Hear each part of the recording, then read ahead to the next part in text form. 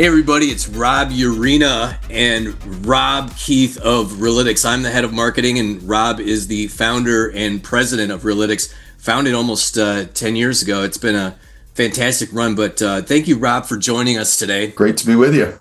So what we're going to do today is talk about something that's like super dear to Rob's heart. He started a company that was in data science, and we're now in an industry that has matured. A lot of players in the market taking a look at real estate data, specifically in the MLS and other sources to help brokers bring together some actionable insights to help them make better decisions for their brokerages. And what we want to do is kind of like pick Rob's brain a little bit because, you know, he's kind of a pioneer in this space and just ask him a few questions. So Rob, I'm just going to fire away on you if that's okay. Yeah, let me have it. So let's start with, you know, some things that we might have heard over the years, which is obviously the technology that Relitix sells comes at a price. And some brokerages may think for one reason or another, you know, why do I have to pay for a second system that has data in it? You know, first off, there's this MLS that they have to pay for to get listings in there. And sure, they could export it and put spreadsheets together. But, you know, just for the one that's saying, you know, I don't need to buy a second layer of data intelligence for my organization. What's your reaction to that? My reaction to that is that the reason you would do this is to buy your own time back. You know, what we do is not. I don't think of ourselves as another layer of information or a second layer of data. What we're doing is we're taking these raw data sources out there. You know, MLS being an example of that. And we're putting that information together and presenting it in a way that allows a person that's sitting down to do a specific job, allow them to not just get the job done quicker, but get it done more effectively. So, you know, an example would be, I want to pull a list of agents that look like X, Y, and Z. You know, can you do that through the MLS? Sure. But boy, some of these, depending on how detailed your question is, it could take you quite a while. You know, we make that very easy, but we can surface up information that comes from recognizing patterns in the data. And these patterns are, in many cases, very subtle and would be cost and time prohibitive for a person to try to derive on their own. And you know, you can basically leverage the work that we've put in to make your job go quicker and produce a better output. And that brings us, I think, right to the heart of this, which is precision. And what goes through my mind is that we're talking about 10 years here, like 10 years of time. Each year, say there's 1.2 million realtors times the number of listings that the average number of listings they have. And now you multiply that out and you're millions times millions getting into the billions of data points, right? Yeah, the amount of data that's come through our servers since late 2016 is pretty staggering. And one thing about the way that machine learning works, and now AI, is that the more data you give a machine learning model, the better it becomes, the better it learns. So the ability for us to iterate on large data sets over time has just allowed us to get much better at recognizing patterns on behalf of our brokers and reporting them in, knowing all the sort of quirks and intricacies that are in the industry's data sets. And anybody that's been in real estate data, be it MLS or otherwise, knows that this data is very quirky. There are very weird little things in there that if you're not a veteran of the industry, if you haven't been around it for a while, it's going to trip you up. It's going to lead to an inaccuracy. So when we hear about, say, some of the companies that have started more recently having sort of hiccups here and there, you know, we have sympathy for them because you know that they're just tripping over the same landmines that maybe we tripped over 5 or 6 years ago. That brings me to thinking a lot about Relitix switch risk. And last I checked, I think Relitix was kind of pioneering that in the very beginning. I don't know if it was 2016, 2017, but in the beginning, can you tell me about the formulation of that? Yeah, I think it was 2017, actually. We were we're a new company, and we had our sort of version 0 version of our product out there, which was largely sort of a reporting and aggregating system. We'll give lists of agents that do X, Y, and Z, and there's sortable and filterable and everything like that. And believe it or not, back then that was not so easy to find in the market. But we had a large client, one of maybe 5 that we had back then, and they experienced a big walkout. They lost a bunch of agents all within a week. And for anybody that's ever managed or run a real estate brokerage or been in management in real estate, how painful and how emotionally triggering it is for agents to leave. So our clients were very upset about it. And I knew from being in real estate for a long time. I got my license in 2000 and third generation realtor, that when agents leave, a lot of the times they've sort of planned it. They made their mind up a little while ago and they're sort of trying to engineer departure, and they start behaving in a different way in the market. By the market, I mean something you can that has to do with listings, sales, expirations, active listings, all that other stuff. And if you were really paying close attention to a specific agent, you could probably pick up on it. But if you're managing a big office, there's just no way. But machine learning can do it. Machine learning has infinite patience, and it can be very subtle in how it detects changes in behavior, just patterns, because we're just talking about pattern recognition. So when that rolled out, it was very early days. We called it AI, but it was really machine learning. It was kind of an AI marketing term back then.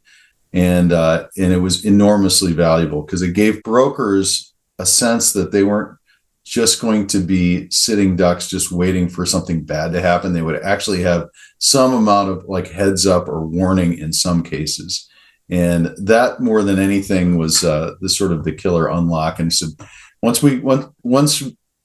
I proved that we could do that, then it was just the gates were open, and we started coming up with all kinds of other ways to do this that worked, like predicting new agent success, predicting or benchmarking listing skill of agents against each other, and just a variety of different things. So we talked a lot about some different things here so far. We've talked about an enormous data set that we have been learning from for over 10 years at this point, that working to detect behavioral patterns to make predictions and things that are applicable to everyday brokerages. So we just got done talking about how switch risk was, and there's others, rookie potential, and what are a few of your favorite ones? Well, I always tell people when I'm training them that the rookie potential grading that we do is the most valuable thing Relitix produces, because the ability to identify an agent early in their career as someone that's going to make it in an industry that washes a huge amount of people out early in their real estate experience. That's gold. That's gold from a retention and coaching perspective, to figure out which of your rookie class you want to devote time and mentorship to. It's great for in a recruiting context as well, obviously, because these agents are not well attached to their brokerage yet. So yeah, it's just the ability to place yourself 6 or 8 or 10 months in the future is and see who's doing what. That is, like I said, that's gold. That's as good as it gets. So where's all this headed to? Well, we, here in 2026, we can see it's getting pretty crazy with the potential of data and AI.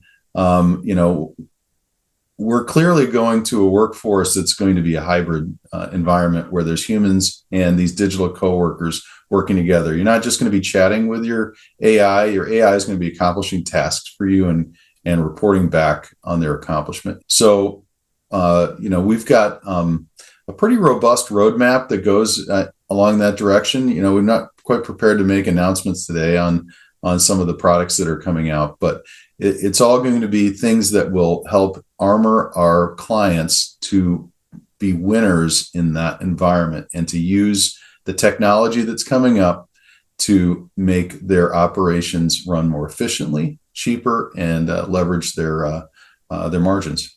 So I guess Rob, that like brings us to the next area for us to venture in, which is perceived value versus actual value. And people are using a lot of different platforms out there. But when people are switching out of a platform over to Relitix, what are some of the things that you're hearing? So when people come back to Relitix or switch over from another platform, usually they're doing it because of the quality of the data that we're delivering. I mean, and I don't mean that we have different MLS data than anybody else does. The MLS is a feed, and if you consume it properly, it'll be the same. I what I mean is the interpretive guidance that's placed on it, the pattern recognition that's surfaced on this data, and what the interpretation that is baked into our product. So I would rather be the winner on the detailed data interpretation than the winner in some other dimension out there. And Rob, again, you were so close to what's happening marketing wise in our industry. How do you balance all this from a marketing perspective? To see which companies are really walking the talk and standing behind reasonable assertions about what they can do. Yeah, that's a great question, Rob. Whether or not, some marketing is overcooked. I think it's a danger and a pitfall that many SaaS marketers can fall into. But I think the real pitfall comes to the customer who is taking a look at a product that is claiming it is AI powered, and they don't know how it's AI powered or they don't know the methodology behind it. I think where I see some disingenuous commentary out there is where you see a particular vendor, whether it be in real estate recruiting software or something completely different, is when you hear things like it does this 10x faster, it does this 20x faster. More specific in our industry, it helps you recruit agents 15x faster. Now, go to that claim, click on it, see what the backing material is. And if there's no backing material, that is just marketing language. I think when you start seeing stats like that with those types of claims, you're removing the hero from the story, which is it's not the software that's doing that. It's the broker who is choosing to use this platform for their data intelligence to make decisions, to make better decisions. But also, the essence of a marketer is to communicate a company's value proposition better than anybody else, but combined with we or the company has a tool that will solve a real world problem better that applies to them. And once they go, yeah, I have that problem. That sounds very familiar. Is there a case study or a customer story that supports that value proposition? Has somebody used it in that same manner? And how did they? Did they have success? What is the story that was applied to their particular scenario? And when you see case studies and stories and client success stories, I think that is really where we like to push most of our marketing, is that we do have customers who have problems that might be similar to anybody looking at our website. And here is their success using our tool as that platform to make them more successful.